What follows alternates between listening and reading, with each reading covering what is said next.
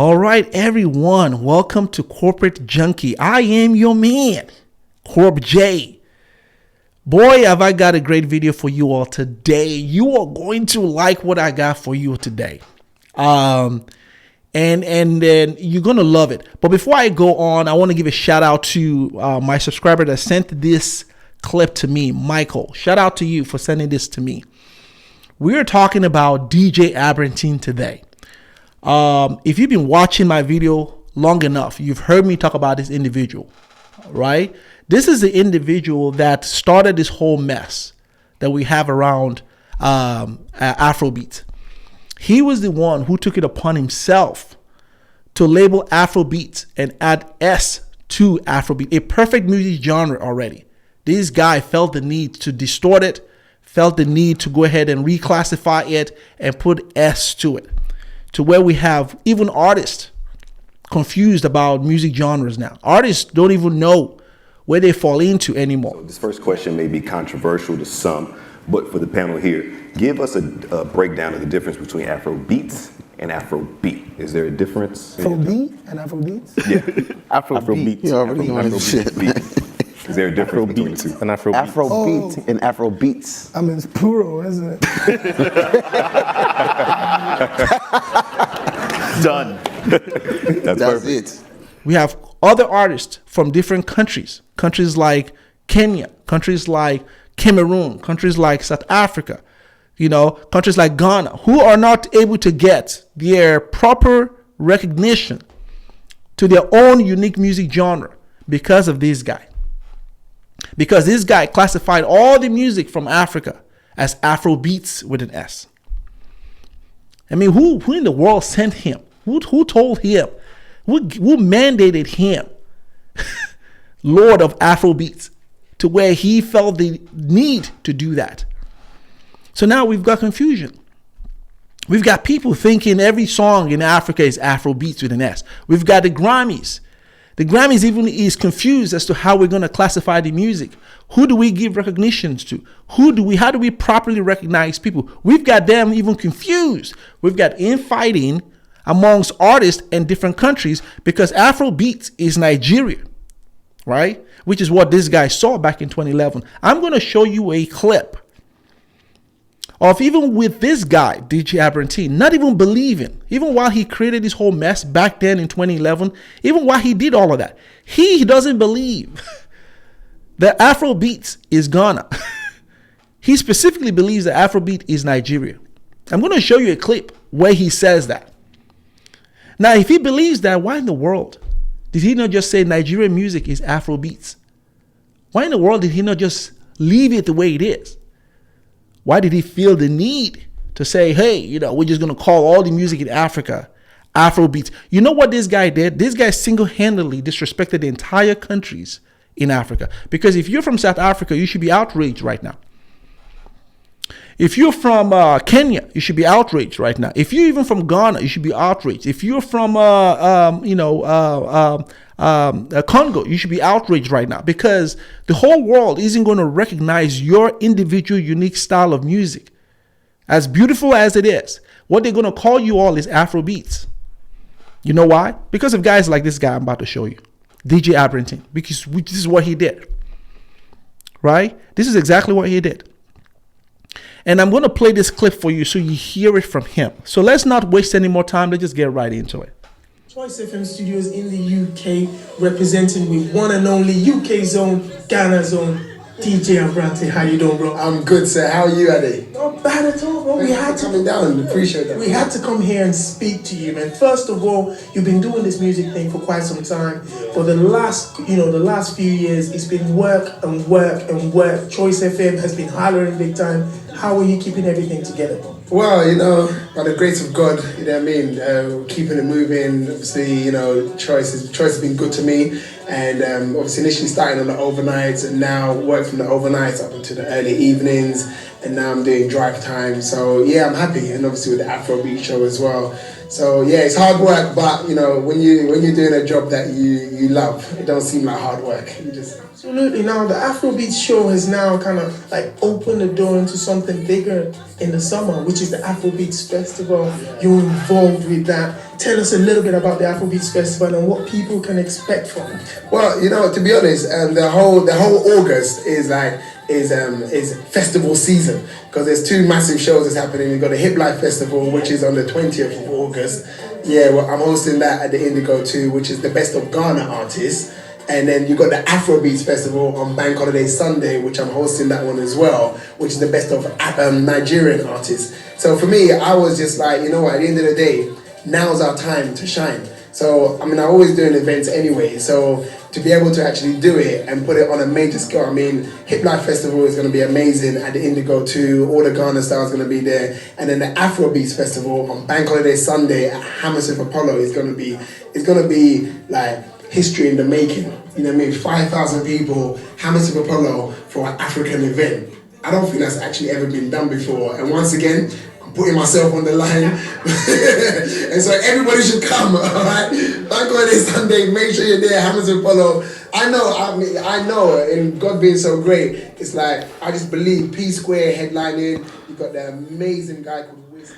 Yo, Studios in the UK. so did you hear that? Did you see me? I couldn't help but shake my head the entire time that this guy was talking. Because when you look at him, I know his type. These are the type that are looking for spotlight any means necessary, that they will distort the truth, they will fabricate lies, they will fabricate the truth because they want to make themselves relevant.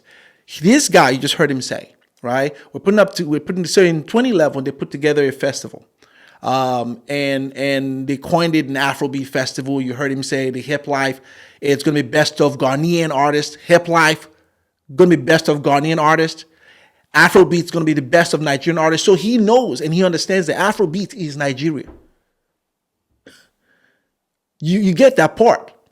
Why? You get that. So he believes in himself because Afrobeat truly is Nigerian artists. Afrobeat, whether it's with the S or without the S, is all Nigeria. This is what this guy saw. So here's the part that comes to why he did it. Okay, of course, I'm not in his head, right? I can only assume why he did it. Because if a guy like this guy who knows the truth, who knows that Afrobeats is Nigeria, right? But now decides to label it as continental music to create a confusion, right? Because here's why he did it. Because did you catch the fact that he's Ghanaian? Did you catch that? Did you catch that he's a Ghanaian? Right. It will kill him and probably offend his constituents and his countrymen if he dared to give Nigeria the recognition that Nigeria was due. It would kill him. This is the type of thing we're hearing. It's the type of thing that we've now become used to. Now, that where the world has gotten comfortable with Nigeria's negativity. That's where it is. Most people have gotten comfortable with that. So when you have Nigeria come up with a very excellent music genre, Afrobeat. Now, Afrobeat has always existed. It's been existing for 30 years. Fela started that whole thing, right? And so the new artists that are using Fela's flavor have now morphed it into something that we've all come to know as a different sensation, right? Those are still Nigerian artists that have done that. They shouldn't have relabeled that to be anything different from Afrobeat. Case in point, hip-hop, over the years, since 1973, when hip-hop was formed, hip-hop evolved from a lot of its music style, from the rap style that they had back in the days. They incorporated some other music genre like pop culture. Guess what they kept it as? Hip-hop. They incorporated rap and also incorporated reggae into it. Guess what they kept it as? Hip-hop. They incorporated country music into it over the years. Guess what they kept it as? Hip-hop. Hip-hop did not change its labeling or add any other letter to its name. They kept it as hip-hop. And so the whole excuse about the music, the Afrobeat Fela sound has evolved into something else. We have pop culture involved into it now, and that's why we need to add something totally different, is bogus. And that is the rationale that guys like this guy use to create the confusion that we now have today. As you can tell, I'm not a fan of his. right? Because even the Grammys is confused as to what we call the music coming from, Nigeria. How do we give, award and recognition to countries? Because everyone now calls music from the continent, a whole continent music. They call one continent and give one continent a music genre called afrobeats.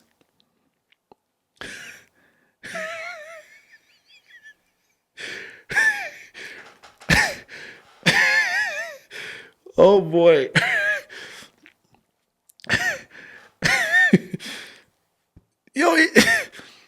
It's too funny, man. It's too funny that one continent has one music to recognize the entire continent called afrobeats.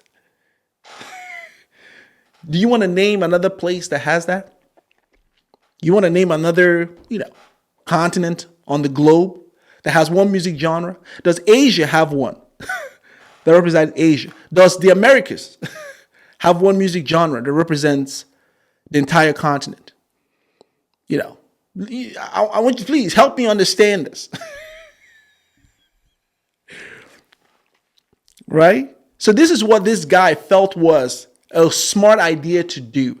Let's call music coming from the continent Afrobeats with an S, denying countries like South Africa their rightful recognition. Oh, let's talk about someone. Let's talk about Cameroon. Let's talk about Makossa. No one's ever going to recognize it as Makossa because guess what? Everyone outside of Africa will call it Afrobeats. Let's talk about hip life. Oh, same thing. Afrobeats. Because why? Because guys like this guy who have no idea, no respect for countries and cultures, no respect for individual art and craft, decides to take it upon himself. He and whatever little radio station he worked at or currently works at, capital X, formerly known as Choice FM, they decide, let's go ahead and just take it upon ourselves. Let's just classify me. Let's not talk to anybody about this. Let's not consult, people that have lived, that predates us, that created this, that own this music. Let's not consult them. He said, isn't that what they do with Africa? They just decide for Africa without consulting the ones that created it. Isn't that what they usually do? So you have a guy who is from Africa, right? He's Ghanaian, decide to now rob his own country and his continent of its pride and jewel. More importantly, robs Nigeria of the pride and jewel. So let's not just give Nigeria the credit of Afrobeat, because what he saw back in 2011 was all the artists coming from, all the artists that he was playing were all Nigerian artists. That's what he saw because he's a DJ at this radio station. So he's playing, the Banj, Banky W, Wizkid when Wizkid was coming up, the video. These were people were coming up back in the days. We're talking about the 2010, 2011 era. He's like, oh man, this is hot. This is hot stuff. Oh man, this is good stuff. Yeah, what do we call this music? What do you mean? What do you call the music? It's called Afrobeats. That's what they told you it was called. But no, I think we need something that recognize every music from Africa. What was the Banj from? The Banj, does he represent Africa? No, the Banj represent Nigeria. Banky W represent Nigeria. They weren't split into 10 different places. They were born in one country. What are you talking about? Why is it so difficult for you to just give Nigeria the music genre called Afrobeat and say, hey, this is the music coming from Nigeria. It's called Afrobeat. Why do you need to change that? Well, guess what? Even while he did all that mess, right, to create the confusion that we all know today, even he himself has to admit that Afrobeat is Nigeria because you just heard him say it. But thank God that we have credible media sources that know the fact, because this guy creates the confusion that we have now with Ghana trying to claim Afrobeat, and you've heard me debunk this over and over again with videos, right? But because they heard him say it, because this guy wanted to appease his countrymen, wanted to appease Ghanaians, wanted to create a false narrative, which he successfully did, gave Ghana some kind of light into Afrobeat and claim into Afrobeat. But thank God we've over the years now have heard credible voices that have debunked the whole thing, that Afrobeat is not Ghanaian, it's Nigerian. Thank God for also deep research and credible sources like BBC, CNN, over the years that have really reported on the fact that Afrobeat is Nigeria. Take a look at BBC's coverage on this because, just don't take my word for it. Because this is in 2019. BBC had a special. 2019, that's like 8 years from when he did that clip that I just played. But here's what credible sources have affirmed and have understood about the music genre today called Afrobeats. Here's what they say about it. Take a look at this. Hi, and welcome to What's New from BBC Africa. I'm Debula. And I'm Nora. Coming up on this week's programme, Afrobeats. Yeah, we all love to dance to it, but where did it start? We'll explain all. Welcome to BBC What's New, and it's a special show on African music. African pop music has been an ongoing success these last few years. and the success of it has been put down to the growth of Afrobeats. So, before we meet some of the stars, let's find out where it all began. Here's our girl Yvette to explain. It all started back in the 1960s in Lagos, Nigeria, when Afrobeat wasn't called Afrobeat, but it was known as Afrobeat. That's right, without the S. The mind behind Afrobeat was this guy, Fela Anikulapo Kuti. After traveling to the US and soaking up African American culture, Kuti returned to Nigeria and established the Afrobeat movement. In his music, he criticized the corruption of the Nigerian government and the mistreatment of Nigerians. He also spoke of colonialism as the root of plaguing Africa. Compared to the Afrobeats, the sounds of Afrobeat is also more instrumental. Fast forward to half a century later, Nigerian Afrobeat started to emerge in clubs, not only in Lagos, Nairobi, Cairo, but also in London and in other cities worldwide. And thanks to the rise of Nigerian Afrobeat, other African pop music such as South African house, Tanzanian bongo flava and Congolese rumba are also gaining popularity outside the continent, which, although is good, has led to some people labeling all of African pop music as Afrobeat. Well, some famous musicians are not happy about that. These include Nigerian singer D'banj, who does not see himself as an Afrobeat artist, and Tanzania's Harmonize wants East African music to be called Afro-East. Well, that's a debate for another time.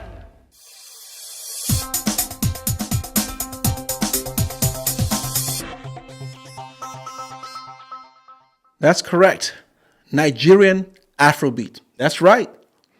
So you see that people that are credible, people that would never put their reputation on the line, people that will never distort, facts just to sell, some kind of message and know the truth about this whole thing. And that is what we can hang our hat on. Is that when you have little guys like this guy, and you have all these other ones on the internet that want to claim Afrobeat on themselves, the whole world will know that Afrobeat, and the whole world knows that Afrobeat, with the S or without the S, is Nigerian music. Period. The whole world knows this. And that is exactly what the world knows. So guys like DJ Abrantee will go down in history. And I think that if you are from any African country, South Africa, Kenya, Cameroon, Tanzania, if you are from any of these countries, I would hope that guys like him are guys that you don't give any credibility to, because what this guy has done was take away recognition from you guys, right? Disrespected your country, if you ask me, disrespected your own music genre. So the whole world doesn't see or hear your sound and give you the credible honor that you deserve. They call you Afrobeats, but we know that you are not Afrobeats. We know you have a distinctive sound that represents your culture, that represents your people, that represents your own lineage. We know this. We Africans know this. But when you have people that have hidden agendas, when you have people that don't have respect for the lineage and the culture they come from, and they have a one-sided agenda, this is exactly the type of thing you get. So understand, ladies and gentlemen, why I close this video out, that Afrobeats is Nigeria's music genre. was created by Nigerians. It was created by Fela Kuti. Afrobeats with the S, whatever you want to call it, is also Nigeria's music genre. I don't think we should have an S on Afrobeats. We shouldn't. It doesn't represent us. It doesn't change our music genre. It just gives people with an agenda some type of claim to something that they never bought into. But thank God that we have the truth. Thank God we have media. Thank God we have platforms like myself and many other platforms who are debunking this whole thing and making sure that every country recognizes and is duly recognized. South Africa is duly recognized for their song Piano. Hip Life is recognized by Ghana. Afrobeats is recognized by Nigeria, and on and on and on. So thank you all for watching. I hope you enjoyed this video. Please give it a thumbs up, share this video, subscribe to the channel, and I'll see you all next time. Jag vill ha det, information och safety. Jag kan nog leda baby, och jag kommer aldrig ändra mig. Aldrig, aldrig, aldrig. Kommer aldrig känna så här för någon annan än det. Aldrig, aldrig, aldrig. Kommer aldrig känna så här för någon annan än